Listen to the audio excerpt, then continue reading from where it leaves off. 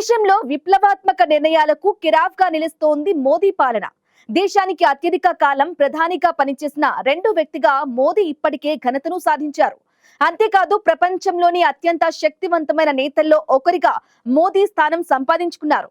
మోదీ 11 ఏళ్ల పాలనా కాలంలో దేశంలో అనేక సంక్షేమ పథకాలు, సంస్కరణలు తీసుకొచ్చారు.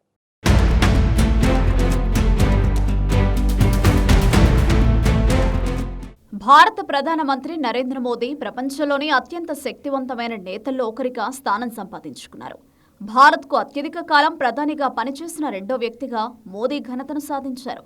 ఒక చిన్న స్థాయి కార్యకర్తగా రాజకీయ ప్రయాణం మొదలుపెట్టిన మోదీ అంచెలంచెలుగా ఎదిగి ముఖ్యమంత్రి, ప్రధానమంత్రి పీఠాన్ని అధిరోహించారు. ప్రపంచ దేశాలు కీర్తిస్తున్న భారత ప్రధాని నరేంద్ర మోదీ 75వ పడిలో అడుగుపెట్టారు.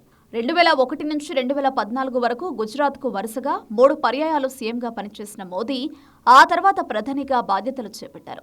వరుసగా 3 సార్లు ఎన్డీఏను అధికారంలోకి తెచ్చి గత 11 ఏళ్లుగా దేశ ప్రధానిగా సేవలందిస్తున్నారు. మోదీ ఈ 11 ఏళ్ల కాలంలో దేశ అభివృద్ధికి అనేక విప్లవాత్మక సంస్కరణలు చేపట్టారు. ప్రజల సంక్షేమంతో పాటు ఆరోగ్యం, పారిశుద్ధ్యం, గృహ నిర్మాణం, ఆర్థిక స్వావలంబనకు చేకూర్చే ఎన్నో పథకాలను మోదీ ప్రవేశపెట్టారు.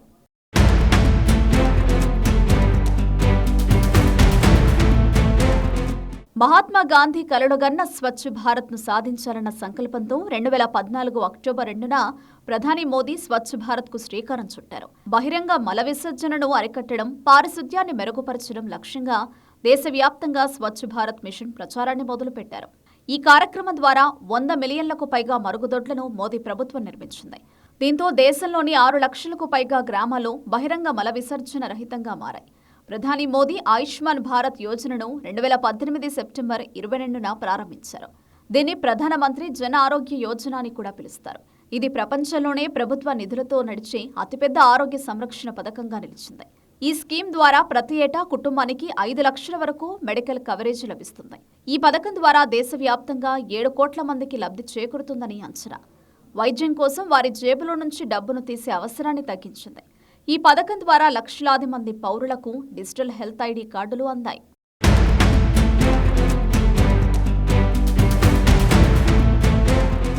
ప్రధానమంత్రి జన్ ధన్ యోజన 2014 ఆగస్టు 28న ప్రారంభమైంది. ఈ పథకం కింద అన్ని వర్గాల ప్రజలకు, ముఖ్యంగా పేద, బలహీన వర్గాలు, మహిళలకు బ్యాంకింగ్ సేవలు అందించాలనేది ప్రధాన లక్ష్యం.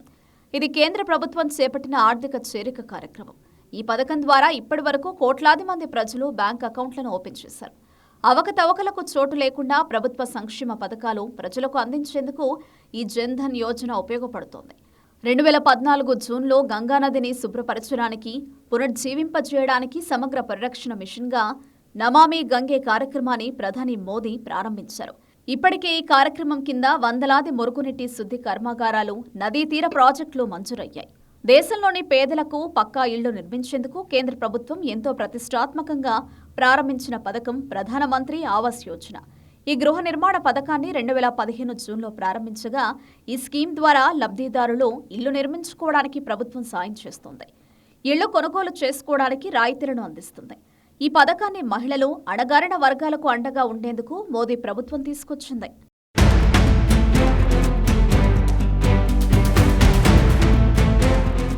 ఇక మరో పథకం బేటీ బచావో బేటీ పడావోను ప్రధాని నరేంద్ర మోదీ 2015 జనవరి 22న ప్రారంభించారు. ఆడపిల్లల లింగ నిష్పత్తిని కాపాడటం, వారికి విద్యను చేరువ చేయాలని బేటీ బచావో బేటీ పడావోను తీసుకొచ్చారు. ఇక సుకన్య సమృద్ధి యోజన పథకం అనేది ఆడపిల్లల కోసం ప్రభుత్వం నిర్వహిస్తున్న ఒక ప్రత్యేక పొదుపు స్కీమ్. దీనిని బేటీ బచావో బేటీ పడావో కార్యక్రమంలో భాగంగా 2015లో ఆడపిల్లల కోసం ప్రత్యేకంగా ప్రారంభించింది కేంద్ర ప్రభుత్వం.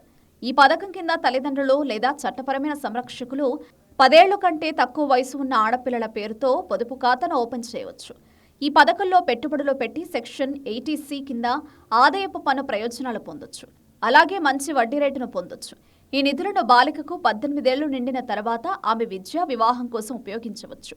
ఇది దీర్ఘకాలిక ఆర్థిక భద్రతను నిర్ధారిస్తుంది.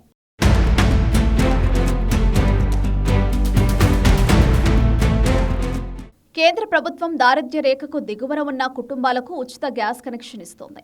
ప్రధానమంత్రి ఉజ్వల యోజన కింద స్టవ్తో పాటు గ్యాస్ సిలిండర్ అందజేస్తుంది.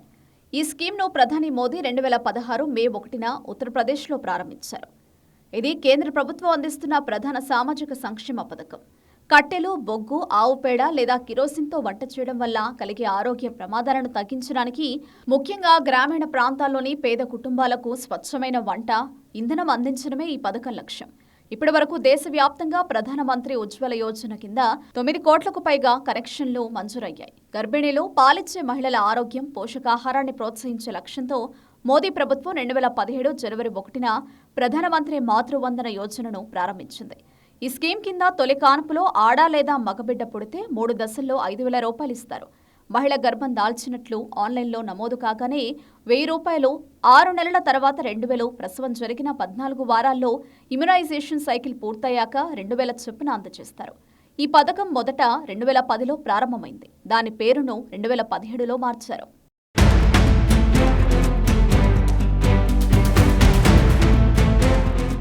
ఇక స్వయం సహాయక సంఘాల్లో సభ్యులుగా ఉన్న గ్రామీణ మహిళల ఆదాయాన్ని పెంచడానికి లఖ్పతి దీదీ యోజన పథకాన్ని ప్రధాని మోదీ 2023 ఆగస్టులో ప్రారంభించారు. గ్రామీణ మహిళల ఆర్థిక సాధికారత కోసం ఈ స్కీమ్ను తీసుకొచ్చారు. కనీసం 1 కోటి మంది మహిళలు నైపుణ్యాభివృద్ధి, ఆర్థిక అక్షరాస్యత, వ్యవసాయం, పశుసంవర్ధకం, చిన్న వ్యాపారాలు, హస్తకళలు వంటి రంగాలలో రాణించడమే లఖ్పతి దీదీ పథకం లక్ష్యం. ప్రధాని మోదీ సర్కార్ 11 ఏళ్ల పాలనలో ఇలాంటి అనేక సంక్షేమ పథకాలను తీసుకొచ్చింది. అంతేకాదు ఎన్నో సాహసోపేత నిర్ణయాలు తీసుకుంది. దేశాన్ని అన్ని రంగాల్లో అగ్రస్థానంలోకి తీసుకెళ్లేందుకు మోదీ సర్కార్ కీలక నిర్ణయాలు తీసుకుంటోంది. అందుకే మోదీకి దేశంలోనే కాదు విదేశాల్లోనూ భారీ సంఖ్యలో అభిమానులున్నారు. ఒక్క మాటలో చెప్పాలంటే విప్లవాత్మక సంస్కరణలకు మోదీ సర్కార్ కేర్ ఆఫ్ గా మారింది.